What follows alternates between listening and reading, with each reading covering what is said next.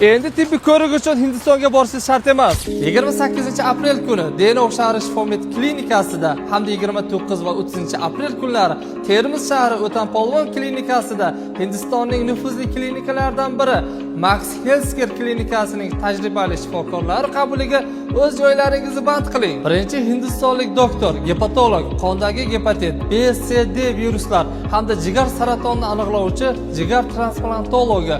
Ikkinchi doktor esa nefrolog, buyrak transplantologi, buyrak yetishmovchiligi kasalliklaridan shifo izlayotganlar uchun o'z tavsiyalarini berishadi. Qabulga shoshiling. Qabul kunlari Denov shahri Shifomed klinikasida atigi bir kun 28-aprel kuni soat 10:00 dan 17:00 gacha bo'lib o'tadi.